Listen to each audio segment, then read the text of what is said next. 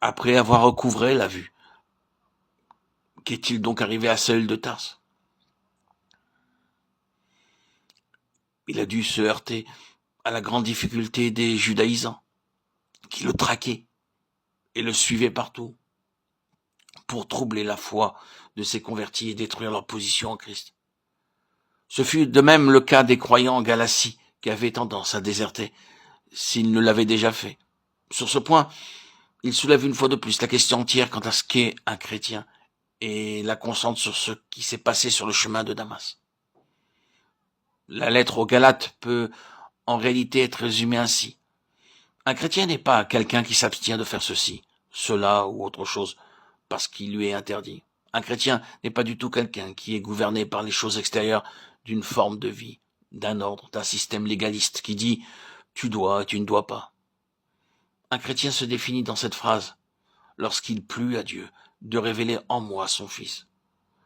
Ce qui est une autre façon de dire « il a ouvert mes yeux pour que je voie Jésus ». Les deux sont la même chose.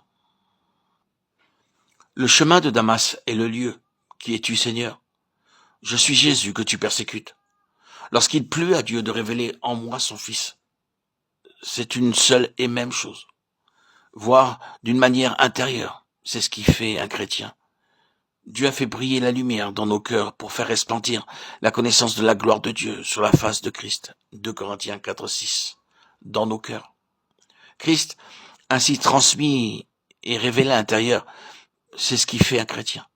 Un chrétien fera ou ne fera pas certaines choses, non pas sous l'ordre de quelques lois chrétiennes, pas plus que juives, mais conduit intérieurement par l'Esprit, par Christ dans le cœur. C'est cela qui fait un chrétien. Et en ceci est posé le fondement pour tout le reste jusqu'à la fin. Car ce qui va arriver de manière croissante, ainsi le fondement doit être conformément à l'édifice. Tout est de même nature. C'est voir et voir Christ. C'est une déclaration audacieuse sur laquelle beaucoup plus pourrait être dit, mais c'est un défi. Nous devons nous demander sur quel fondement repose notre vie chrétienne. Mais sur quelque chose d'extérieur, quelque chose que nous avons lu, qu'on nous a dit, qui nous a été commandé, quelque chose qui nous a fait peur ou ému, ou est-elle basée sur ce fondement, lorsqu'il plut à Dieu de révéler en moi son Fils?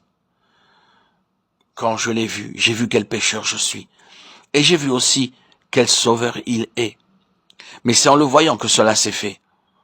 Je sais, ceci est très élémentaire pour une conférence, pour une méditation, mais des fois il est bon d'examiner nos fondements. Nous ne les quittons jamais. Ce n'est pas en nous laissant tout cela derrière que nous atteindrons la maturité, deviendrons des gens merveilleux. Tout est d'une pièce. Je ne veux pas dire que nous devons rester toute notre vie dans les choses élémentaires, mais nous portons le caractère de notre fondement jusqu'à la fin. La grâce qui a posé le fondement placera la dernière pierre avec acclamation de grâce. Grâce.